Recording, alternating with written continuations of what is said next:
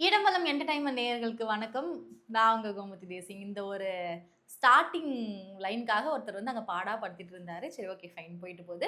ரொம்ப நாள் கழிச்சு ஒரு நல்ல படம் அப்படின்னு சொல்ல முடியாது. ஒரு நல்ல டார்க்கான ஒரு த்ரில்லரான ஃபிலிம் அப்படின்னு தான் கூட்டு போனாங்க. அது த்ரில்லரான ஃபிலிமா இல்ல வந்துட்டு ஆல்ரெடி அரைச்ச மாவே அரைச்சாங்களா அப்படின்றத நம்ம இந்த காணொளியில பார்க்க போறோம். என்ன அப்படின்றத வந்து வீடியோ ஸ்கிப் பண்ணாம முழுசா பார்த்து தெரிஞ்சுக்கோங்க. எஸ். ஃபர்ஸ்ட் திங் வந்து ரிவால்வர் ரீட்டா. ஸோ இந்த படம் வந்து பார்க்கும்பொழுதே தெரிஞ்சிருச்சு என்ன அப்டின்னா, கீர்த்தி சுரேஷ் வந்து ஒரு நல்ல ஃபீமேல் லீட் ரோல் வந்து பண்ணியிருக்காங்க. அண்ட் தென் சம்வாட் ஏதோ புதுசா ட்ரை பண்ணியிருக்காங்களோ அப்டின்ற மாரி இருந்துச்சு. ஏன்னா கீர்த்தி சுரேஷ் அவர்கள வந்து நம்ம ஒரு நல்ல ஒரு காமான ரோல்ல, ஒரு நல்ல ட்ரெடிஷனலான ஒரு ரோல்ல இந்த மாரிலாம் பார்த்துருக்கோம். ஒரு ஃபேன்சியா வெஸ்டர்னாவும் பார்த்துருக்கோம். பட் ஸ்டில் இதுல வந்து கொஞ்சம் கம்மி தானே.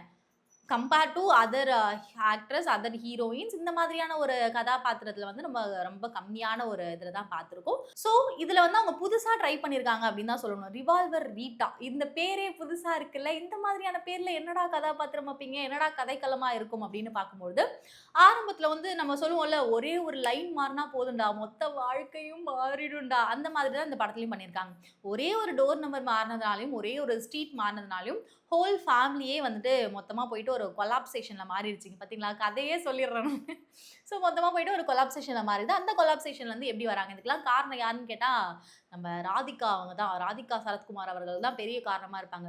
ஸோ கீர்த்தி சுரேஷோடைய அக்கா பொண்ணுடைய ஃபர்ஸ்ட் பர்த்டே செஷன்ல வந்துட்டு ஸ்டார்ட் ஆகும். அண்ட் ஆஃப்டர் தட் அதுலருந்து ஒரு சில விஷயங்கள்லாம் வந்து நடக்கும். நடந்ததுக்கப்புறம் ராதிகா சரத்குமார் இருக்காங்கல்ல, கைய கால வச்சுன்னு சும்மா இல்லாம, கையில இருக்க பாத்திரத்தலாம் எடுத்து அவன் மண்டையில அடிச்சு அவன சாவடிச்சு, அதுலருந்து கதை ஆரம்பிக்குது. ஸோ கதை ஆரம்பிக்கும் பொழுது, அதுல பொணத்த வச்சு அவங்க என்னலாம் பண்றாங்க அப்படின்னு சொல்லலாமா தெரியல. பட் அந்த டெட் பாடிய வச்சு அவங்கலாம் என்ன பண்றாங்க? லைக் அத எப்படி கொண்டு போய் டிஸ்போஸ் பண்றாங்க? யூசுவலா ஃபர்ஸ்ட்லாம் கொலை நடந்துச்சு அப்படின்னா, இத வந்துட்டு பார்ட் பார்ட்டா வெட்டி துண்டு துண்டா போட்டு டிஸ்போஸ் பண்றது. அப்புறம் வந்துட்டு வேற எல்லாம் சாக்கால்ல எடுத்து போய் போடுறது. இல்ல வந்துட்டு மூட்டை கட்டி சூட்கேஸ்ல வச்சு எங்கேயோ அனுப்புறது. இந்த மாதிரியான விஷயங்கள் இருக்கும்ல. பஞ்சதந்திரம்ல கூட இருக்கும்னு நெனைக்கிறேன். செத்து போயிட்டான்னு நெனச்சு அந்த மேகி அவங்க படுத்துற பாடு இருக்கு பாரு. அந்த மாதிரி தான் இந்த மூவிலயும் வந்துட்டு அந்த டெட் பாடிய அவங்க எப்படி வந்து டிஸ்போஸ் பண்றாங்க கடைசில. இது கம்பேர் பண்ணும்போது எப்படி இருக்கு அப்டின்னா, எனக்கு பெர்சனலா எப்படி இருந்துச்சு அப்டின்னா, இது வந்து எங்கேயோ கேட்ட மாரி இருக்கே! கோலமாவு கோகிலா, கோலமாவு கோகிலான்னு ஒரு படம் இருந்துச்சு. அந்த கோலமாவு கோகிலா வந்து எப்படி என்ன பண்ணுவாங்க அப்டின்னா, அவங்க வந்து ட்ரக்ஸ் கடத்துவாங்க. ட்ரக்ஸ் கடத்துறது நல்லதுன்னு நான் சொல்ல வரல. அத வந்து அவங்க எப்படி குடும்பமா சேர்ந்து வந்துட்டு ஒரு புத்துணர்ச்சியோட கடத்துவாங்க அப்படின்ற ஒரு திங் இருக்குல்ல. ஏன்னா, அவங்க அம்மா வந்து தெரிஞ்சதுக்கு அப்புறமே ஒரு அப்பாவா, ஒரு அம்மாவா அவங்க என்ன சொல்லிரணும் அப்படின்னா, "இதெல்லாம் நம்ம குடும்பத்துக்கு ஆவாது. நீ என்ன பண்ற வாய் மூஞ்செல்லாம் சாத்திக்கிட்டு போய் வேலை செய்ற வேலைய பாரும்மா. துணி கடையில போயிட்டு ஏதாவது ஒரு வேலை செய். இல்ல வேற எங்கேயா போய் வேலை செய்யுமான்னு" தலையிலே அடிச்சு அனுப்பிச்சிரணும். ஆனா, அவங்க என்ன பண்ணுவாங்க அப்படின்னா, "வாங்க குடும்பமா சேர்ந்து பண்ணுவோம்" அப்படின்னு சொல்லிட்டு ஒரு வேன் ஒண்ணு இது பண்ணி, அதுல வந்து குடும்பமா கடத்துவாங்க.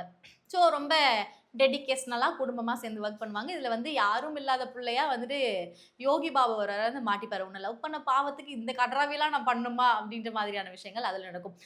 கம்பேர் டூ திஸ் இந்த மாரி தான் இருக்கு. என்ன அப்டின்னா, அந்த டெட் பாடிய வச்சு அவங்க வந்துட்டு அதுலருந்து எப்படி ஓவர் கம் ஆகுறாங்க. ஒரு ப்ராப்ளம்ல இருக்கும்பொழுது அவங்க வந்து அதுலருந்து எப்படி வெளில வராங்க அப்படின்ற மாதிரியான விஷயங்கள் அதுக்குள்ள இருந்துச்சு.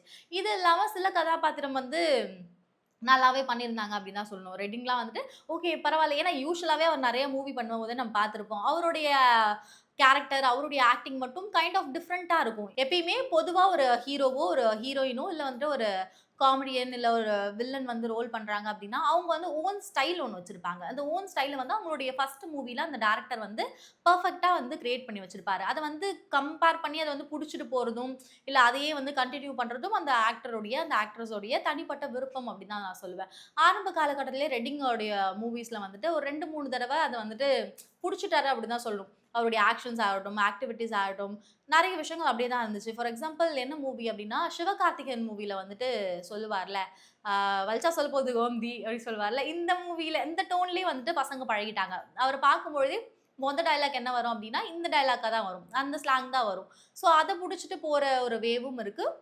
அது இல்லாம இல்ல, இல்ல நான் ஒரு ஒரு படத்துக்கும் மாத்திப்பேன். என்னுடைய டோன், என்னுடைய ஆக்டிவிட்டீஸ், என்னுடைய பாடி லாங்குவேஜ்லாம் வந்து ஒரு ஒரு படத்துக்கும் மாத்திப்பேன் அப்டின்ற மாதிரியான விஷயங்களா இருக்கும். நீங்க ஃபார் எக்ஸாம்பிள் பிரதீப் ரங்கநாதன் எடுத்துக்கோங்களேன். ஆரம்பத்துல இருந்து அவருடைய பாடி லாங்குவேஜ்லாம் ஒரே மாரி இருக்கும். ஒரு மாரி கிரிஞ்சா, சைக்கோத்தனம் அப்டிலாம் சொல்ல முடியாது. சொல்லல. இருந்தாலும் பட் ஸ்டில் அப்படிதான் இருக்கும். அவருடைய ஆக்டிவிட்டீஸ்லாம் பார்த்தாலே தெரியும். ஆஃப்டர் வாட்சிங் டியூட் மூவி வந்து சில பேர்லாம் ஃபோன இப்படி தான் புடிக்கிறாங்களாம். யாரும் இப்படிலாம் எடுக்கிறது இல்லையாம். இப்படி தான் புடிக்கிறாங்களாம். அந்த மாரி தான். ஒரு ஆக்டர் வந்து ஒரு ஆக்ட்ரஸ் இருக்காங்க அப்படின்னா, ஆரம்ப காலகட்டத்தில அவங்களுடைய முதல் படத்தில என்ன டோனு, என்ன பாடி லாங்குவேஜ் இருக்கோ, அத வந்து கன்டின்யூ பண்ணணும் அப்படின்னு சில பேர் ஆசைப்படுவாங்க. சில பேர் வந்துட்டு இல்ல, இல்ல வேண்டாம் நான் சேஞ்ச் பண்ணிக்கிறேன் அப்படின்ற மாதிரியும் போவாங்க. இத வந்துட்டு இந்த மூவி டைரக்ட் பண்ணது வந்து ஜே.கே. சந்துரு அவர்கள் வந்து டைரக்ட் பண்ணியிருக்காங்க. ஸோ இவர் வந்துட்டு மாநாடு படத்துல அண்ட் தென் கோட் படத்துல வந்து ரைட்டரா இருந்திருக்காரு. அதுக்கான வசனங்கள் எல்லாமே வந்துட்டு அவர் தான் எழுதி குடுத்துருக்காரு. மாநாடு படம் பார்க்கும்பொழுது தெரிஞ்சிருக்கும். சில விஷயங்கள்லாம் வந்துட்டு அன்வான்டட் திங்ஸ்லாம் எதுவும் இல்லாம ரொம்ப சட்டிலா கொண்டு போயிருப்பாங்க. ஆனா இந்த மூவி அவர் எடுத்தது வந்து ஏதோ ஏனா தானான்னு எடுத்துட்டாரோ அப்படின்னு சொல்லிட்டு ஏன்னா இது வந்து அவருடைய முதல் படம் அப்படின்னும் பொழுது, ஸோ எக்ஸ்பெக்டேஷன் அப்படின்ற ஒரு திங் வந்து இருந்துட்டு தான் இருக்கும். ரிவால்வர் ரீட்டா அப்படின்னும் பொழுது கதாபாத்திரம் வந்து கீர்த்தி சுரேஷ் வந்து நல்லா பண்ணுவாங்க. சூப்பரா பண்ணுவாங்க. மாஸா பண்ணுவாங்க. ஏன்னா இதுவுமே அவங்களுக்கு ஒரு புதுசான ஒரு சரவுண்டிங்ஸா இருக்கும். புதுசான ஒரு என்விரான்மென்ட்டா இருக்கும் அப்படின்னும் பொழுது, பீப்பிளோட திங் என்னவா இருந்துச்சு அப்படின்னா, ஏதோ புதுசா ட்ரை பண்ணியிருக்காங்க. நம்ம தலையில மொளகா அரைக்காம இருந்தா சரிதான் அப்படின்ற மாரி இருந்துச்சு. ஸோ இந்த விஷயமே அந்த மாரி இருந்துச்சு. ஆல்ரெடி ஓட்டுன மாவே இந்த மாரி இல்லாம ட்ரக்ஸ் அப்படின்றத வந்து டெட் பாடியா ரீப்ளேஸ் பண்ணியிருக்காங்களோ அப்படின்ற மாரி எனக்கு இருந்துச்சு. ஓகே இத தவிர்த்து வேற என்ன விஷயம் இருக்கு அப்படின்னு பார்த்தா, இப்ப பொதுவாவே ஒரு படம் அப்படின்னு வச்சாங்கன்னா, பாட்டு கீட்டு ஏதாவது வைப்பாங்க. ஆனா அதுல வந்து ஆடுறதுக்கும் பாட்டு இல்ல, அழறதுக்கும் பாட்டு இல்ல அப்படின்ற மாரி எதுலயுமே பாட்டு இல்லாம பிஜிஎம்ஸ் இந்த மாதிரியான விஷயங்கள் தான் போயிட்டு இருந்துச்சு. பிஜிஎம்மே அன்வான்டட் பிஜிஎம்ஸா இருக்கா அப்படின்னு கேட்டா, பாட்டே இல்லாததுக்கு இது இருந்தா போதும் அப்படின்ற மாரி என்ஜாய் பண்ண விஷயம் தான். And after that DOP camera thing. யூசுவலா நம்ம ஒரு படம் பார்க்குறோம் அப்படின்னா, அன்வான்டட் ஆங்கிள்ஸ்லாம் நம்ம எக்ஸ்பெக்ட் பண்ண மாட்டோம். ரைட்ல இருந்து லெஃப்ட்க்கு பதிலா லெஃப்ட்ல இருந்து என்னடா இவன் அந்த இடத்துல கிடக்குறான் அப்படின்ற விஷயம்லாம் எக்ஸ்பெக்ட் பண்ண மாட்டோம்ல. அந்த மாதிரியான விஷயங்கள் வந்து இதுல நல்லாவே பண்ணியிருந்தாங்க. கேமராமேன் வந்து தன்னுடைய எஃபோர்ட்ஸ, தன்னுடைய கஷ்டத்தெல்லாம் போட்டு அவர் வந்து கஷ்டப்பட்டு படம் எடுத்திருக்காரு அப்படின்னு தான் சொல்லணும். பொதுவா ஒரு படம் பார்க்குறோம் அப்படின்னா, எல்லாருடைய மனநிலைமை என்னவா இருக்கு அப்படின்னா, ரிவ்யூவே பார்க்க வராங்க அப்படின்னா, "நல்லா இருக்கா? இல்லையா? அது மட்டும் சொல்லு. நான் போய் டிக்கெட் புக் பண்ணணும்." அப்படின்ற மாரி இருக்கும்ல. அப்படிலாம் சொல்ல முடியாதுங்க. கஷ்டப்பட்டு ஒருத்தர் உயிர குடுத்து படம் எடுத்திருக்காரு. உயிர குடுத்து ஒரு புரொடியூசர் வந்து பண்ணியிருக்காரு அப்படின்னும் பொழுது, கொஞ்சம் பாவ பார்த்து, கொஞ்சம் வந்து பரிதாபம் பார்த்து இந்த மாரி இருக்குங்க, அந்த மாரி இருக்குங்க அப்படின்னு தான் சொல்லணும். அத விட்டுட்டு எடுத்தவங்க கவுத்தவங்க "நீங்க பாருங்க நல்லா இல்ல" அப்படின்னு சொல்லிட்டு வெளிப்படையா என்னால சொல்ல முடியுமா? ஆனா நான் சொல்ட்டேன் பார்த்தீங்களா?